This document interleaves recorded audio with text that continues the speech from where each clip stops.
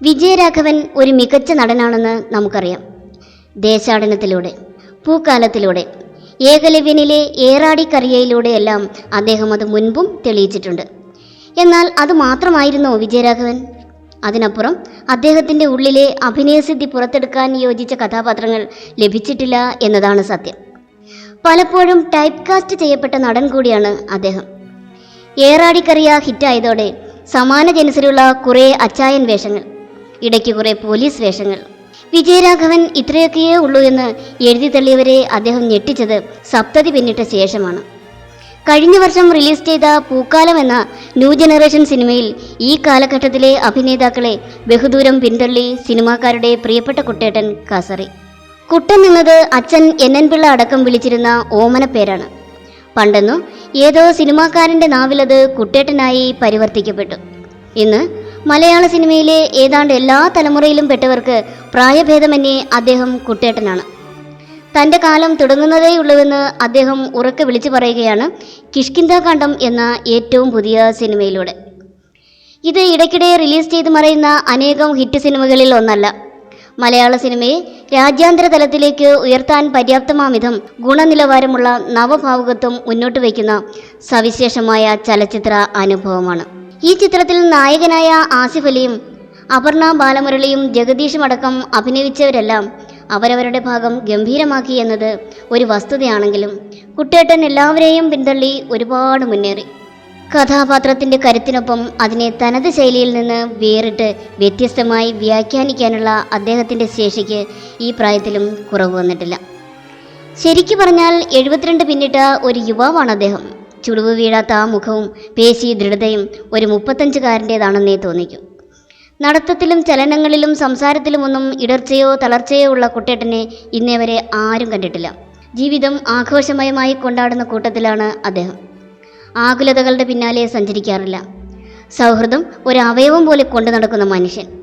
അതിഥികളൊഴിഞ്ഞ ഒരു ഗൃഹനാഥനെ ഒളസയിലെ വീട്ടിൽ കണ്ടുമുട്ടുക അപൂർവമാണ്. കളിയും ചിരിയും പഴങ്കഥകളും തമാശകളും മറ്റുമായി ചുറ്റുമുള്ളവരെ പോലും ഊർജ്ജസ്വലമാക്കാനുള്ള ഒരു പ്രത്യേക പാടവം വിജയരാഘവനുണ്ട്. ദേഷ്യപ്പെടുകയും പൊട്ടിത്തെറിക്കുകയും ചീത്ത വിളിക്കുകയും ചെയ്യുന്ന വിജയരാഘവനെ സിനിമയിലേ കാണാൻ സാധിക്കും. സിനിമയിൽ അദ്ദേഹം സമരസപ്പെടലിൻ്റെയും സമവായത്തിൻ്റെയും വക്താവാണ്. എല്ലാവരെയും ചേർത്ത് നിർത്തുന്ന ഹൃദ്യമായി ഇടപഴകുന്ന വ്യക്തിത്വം. സിനിമയിൽ വൃദ്ധ കഥാപാത്രങ്ങളാണ് ഏറെക്കാലമായി വിജയരാഘവനെ തേടിയെത്തുന്നത്. എന്നാൽ ജീവിതത്തിൽ വാർദ്ധക്യത്തിൻ്റെ നേരിയ സൂചനകളെപ്പോലും പടിക്ക് പുറത്തു നിർത്തി ഇനിയൊരംഗത്തിന് ബാല്യമുണ്ടെന്ന് ഉറക്കെ ഉദ്ഘോഷിക്കുന്നു ഈ മനുഷ്യൻ. കഥാപാത്രങ്ങൾക്ക് നൽകുന്ന എനർജി അതൊരിക്കൽ കൂടി നമ്മെ ബോധ്യപ്പെടുത്തുന്നു. അദ്ദേഹത്തിൻ്റെ പിതാവ് NN പിള്ള അനശ്വരമാക്കിയ അഞ്ഞൂറാൻ എന്ന കഥാപാത്രവുമായി പ്രത്യക്ഷത്തിലോ പരോക്ഷമായോ ക്യാരക്ടർ ഡിസൈനിലോ ഫോർമേഷനിലോ യാതൊരു സാമ്യവുമില്ലെങ്കിലും കിഷ്കിന്ധാകാന്ഡത്തിലെ അപ്പുപിള്ള അഞ്ഞൂറാൻ്റെ ഭാവഗാംഭീര്യം ഒരിക്കൽ കൂടി മറ്റൊരു തലത്തിൽ നമ്മെ അനുഭവിപ്പിക്കുന്നു. തിരക്കഥാകൃത്തും സംവിധായകനും ചേർന്ന് വിഭാവനം ചെയ്തതിനപ്പുറം നടൻ ഒരു കഥാപാത്രത്തെ പിടിച്ചുയർത്തുന്നതിൻ്റെ എക്കാലത്തെയും വലിയ മാതൃകകളിലൊന്നായി ഈ വേഷം പ്രകീർത്തിക്കപ്പെടും. തിലകനെയും നെടുമുടിയെയും ഭരത് ഗോപിയെയും പോലുള്ള മഹാനടന്മാർക്ക് മാത്രം സാധ്യമായിരുന്ന സമുജ്വലമായ കഥാപാത്ര വ്യാഖ്യാനമാണ് അപ്പുപിള്ളയിലൂടെ വിജയരാഘവൻ നിർവഹിച്ചിട്ടുള്ളത്. ഈ സന്ദർഭത്തിൽ അധികം പരിചിതമല്ലാത്ത അദ്ദേഹത്തിൻ്റെ ജീവിതയാത്രയിലേക്ക് ഒന്ന് കണ്ണോടിക്കാം.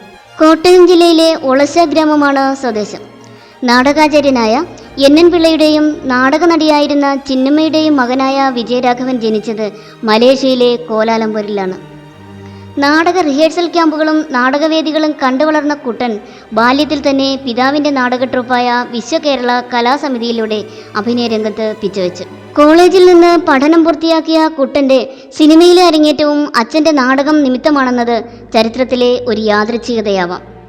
NN പിള്ളയുടെ കാപാലിക എന്ന നാടകം ക്രോസ് ബെൽറ്റ് മണി അതേ പേരിൽ സിനിമയാക്കിയപ്പോൾ കുട്ടൻ അതിൽ പോർട്ടർ കുഞ്ഞാലി എന്ന വേഷം ലഭിച്ചു.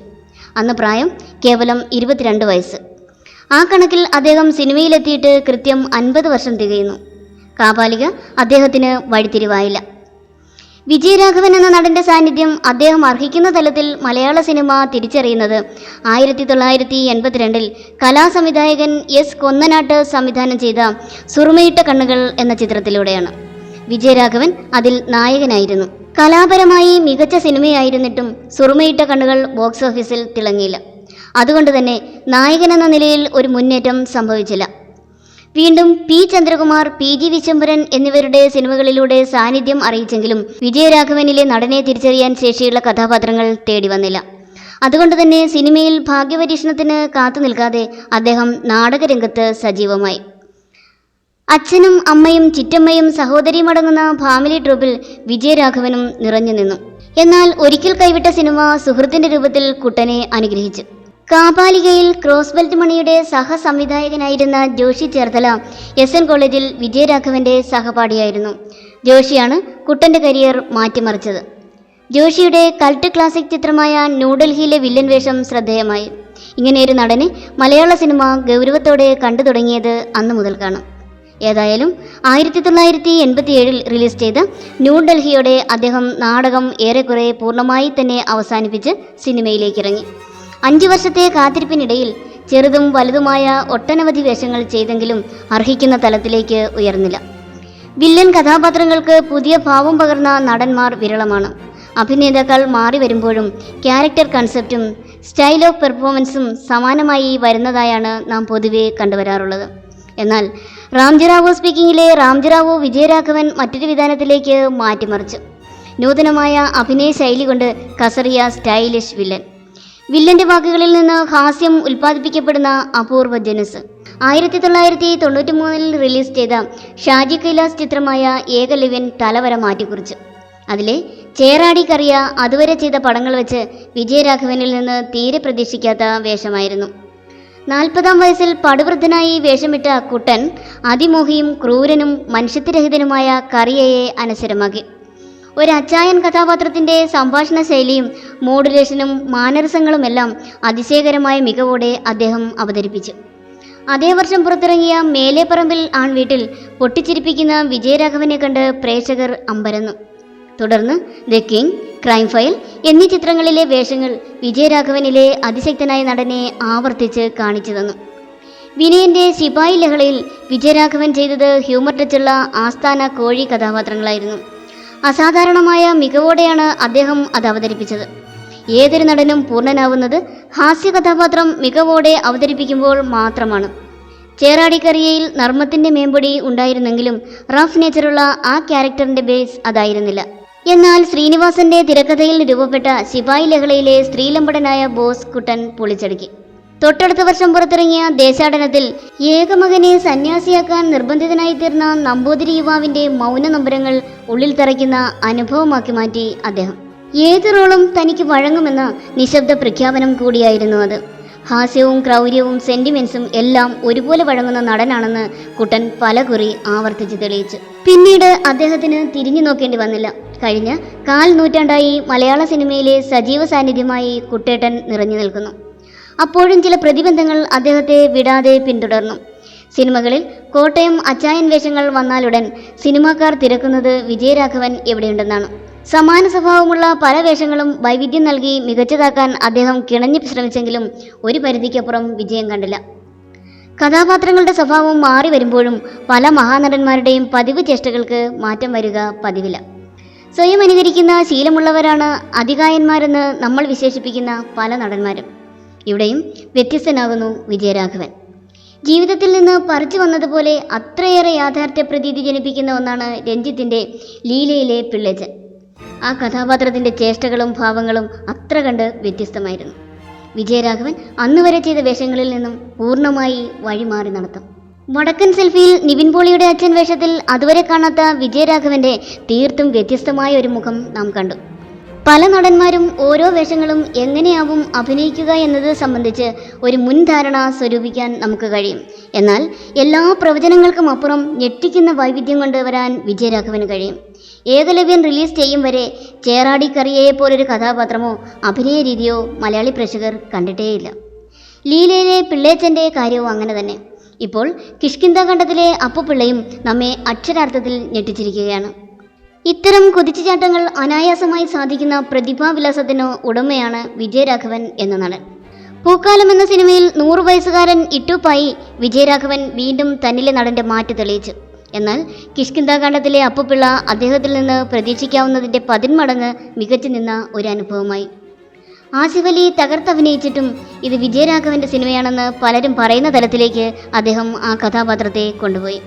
അഭിനന്ദനങ്ങളും പ്രശംസകളും അന്തരീക്ഷത്തിൽ നിറഞ്ഞു പടരുമ്പോഴും തീർത്തും ശാന്തനായി ഒളസയിലെ വീട്ടിൽ കുടുംബവുമൊത്ത് നിറമുള്ള നിമിഷങ്ങൾ പങ്കിടുന്നതിൻ്റെ ആഹ്ലാദത്തിലാണ് കുട്ടേട്ടൻ. ഇടയ്ക്ക് സമയം കിട്ടുമ്പോൾ തേനിയിൽ വാങ്ങിയിട്ട് കൃഷിയിടത്തിൽ അദ്ദേഹം എത്തും, മണ്ണും വിളകളുമായുള്ള ബന്ധം പുതുക്കാൻ. സിനിമകൾക്ക് അവധി കൊടുത്ത് തനി പച്ച മനുഷ്യനായി കുട്ടേട്ടനായി. താരജാടകൾ ലവലേശമില്ലാത്തൊരു കുട്ടേട്ടനെയെ കോട്ടയംകാർ ഇന്നോളം കണ്ടിട്ടുള്ളൂ. അത് അദ്ദേഹത്തിൻ്റെ സഹജഭാവമാണ്. ഏത് സമയത്തും ഒളസയിലെ വീട് അവിചാരിതമായി കടന്നു വരുന്ന അതിഥികൾക്കായി തുറന്നിട്ടിരിക്കും. ഒരു പിടി ചോറ് തരാതെ ആരെയും അദ്ദേഹം മടക്കി അയക്കാറുമില്ല. ആതിഥ്യമര്യാദ ആ കുടുംബത്തിൻ്റെ മുഖമുദ്രയാണ്.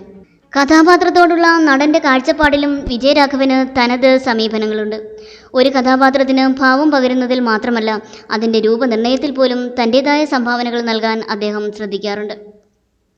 റാംജിറാവു എന്ന കഥാപാത്രത്തെ സിനിമയുടെ അണിയറക്കാർ കൺസീവ് ചെയ്തിരുന്നത് മറ്റൊരു തരത്തിലായിരുന്നു. എന്നാൽ ക്യാരക്ടറിനെക്കുറിച്ച് അറിഞ്ഞപ്പോൾ തൻ്റെ മനസ്സിൽ രൂപപ്പെട്ട ഒരു സങ്കല്പത്തെക്കുറിച്ച് അദ്ദേഹം സംവിധായകരുമായി കൂടിയാലോചിച്ച് അവരുടെ അനുവാദത്തോടെ ആ തരത്തിൽ രൂപകൽപ്പന ചെയ്തു. എണ്ണയിട്ട് മുടി പറ്റേ പിന്നോട്ട് ചെയ്യി, നെറ്റിക്ക് വീതി കൂട്ടി നീളമുള്ള കൃതാവും താഴേക്കിറക്കിയ മീശയുമൊക്കെയായി ഒരു വേറിട്ട മേക്ക് ഓവർ. പേരിൽ മാത്രമല്ല രൂപത്തിലും റാംജിറാവു ഒരു വേറിട്ട കഥാപാത്രമായി തോന്നിക്കണമെന്ന് വിജയരാഘവന് നിർബന്ധമുണ്ടായിരുന്നു. കഥാപാത്രങ്ങൾ മാത്രമല്ല, ജീവിതത്തിൻ്റെ മൈന്യൂട്ടായ കാര്യങ്ങൾ ഡിസൈൻ ചെയ്യുന്നതിൽ പോലും വിജയരാഘവന് അദ്ദേഹത്തിൻ്റെതായ ചില സമീപനങ്ങളുണ്ടായിരുന്നു. മൂത്തമകൻ്റെ വിവാഹം കഴിഞ്ഞപ്പോൾ അദ്ദേഹം പുത്രവധുവിനെയും ഭാര്യ സുമയെയും എങ്ങനെ ഭക്ഷണം നന്നായി വിളമ്പണമെന്ന് പഠിപ്പിക്കുന്ന ഒരു കോഴ്സിനയച്ചു. പ്ലേറ്റ് വയ്ക്കേണ്ട സ്ഥാനം, വെള്ളം കൊണ്ടുവയ്ക്കേണ്ട സ്ഥാനം, ചോറിൻ്റെ ദേഹത്ത് കറി ഒഴിക്കാൻ പാടില്ല, വെള്ളം കുടിക്കേണ്ട രീതി എല്ലാം അതിലുൾപ്പെടും. അടുത്ത ബന്ധുവായ സുമ എന്ന് വിളിപ്പേരുള്ള അനിതയാണ് വിജയരാഘവൻ്റെ ജീവിതസഖി. സിനിമയുടെ ബഹളങ്ങൾ പടിക്ക് പുറത്തു നിർത്തിയ തനി വീട്ടമ്മ. കുട്ടേട്ടനും മക്കളായ ജിനദേവനും ദേവദേവനും മാത്രമാണ് അവരുടെ ലോകം. ജിനദേവൻ വിവാഹിതനും ഒരു കുഞ്ഞിൻ്റെ പിതാവുമാണ്. ഇളയമകൻ ദേവദേവൻ ക്യാപ്റ്റൻ രാജീവ് സംവിധാനം ചെയ്ത പവനായി 99.99 എന്ന ചിത്രത്തിൽ നായകനായി അഭിനയിച്ചിരുന്നു. അഭിനയരംഗത്ത് മക്കളുടെ സാന്നിധ്യം പിന്നീട് കണ്ടില്ല. എന്നാൽ പ്രായവും കാലവും മാറി നിൽക്കുന്ന പ്രതിഭയുടെ ഊർജം കൊണ്ട് വിജയരാഘവൻ നമ്മെ നിരന്തരം വിസ്മയിപ്പിച്ചുകൊണ്ടേയിരിക്കുന്നു. രൂപഭാവ ശബ്ദ നിയന്ത്രണത്തിൽ പുലർത്തുന്ന വൈവിധ്യമാണ് ഈ നടൻ്റെ കരുത്ത്. ഊർജ്ജസ്വലനായ പോലീസ് ഓഫീസറാകുന്ന അതേ ആൾ തന്നെ തൊട്ടടുത്ത സിനിമയിൽ ഒരു പടുവൃദ്ധൻ്റെ മാനറിസങ്ങൾ മനോഹരമായി അവതരിപ്പിക്കും. കഥാപാത്രത്തിൻ്റെ പ്രകൃതമനുസരിച്ച് അതിൻ്റെ എക്സ്ട്രീമിലേക്ക് സഞ്ചരിക്കാനുള്ള ഈ നടൻ്റെ കഴിവ് അപാരമാണ്. പരസ്പര വിഭിന്നമായ കഥാപാത്രങ്ങളെ അത് അർഹിക്കുന്ന തരത്തിലും തലത്തിലും സ്വയം ഡിസൈൻ ചെയ്യാനുള്ള വിസ്മയാവഹമായ ശേഷി അദ്ദേഹത്തിനുണ്ട്. ഏത് വലിയ പ്രതിഭയ്ക്കും കാലാന്തരത്തിൽ നിറം മങ്ങുകയും മാറ്റി കുറയുകയുമാണ് പതിവ്. എന്നാൽ കാലപ്പഴക്കം ചെല്ലുംതോറും ഗുണമേറി വരുന്ന വീഞ്ഞു പോലെയാണ് ഇദ്ദേഹം.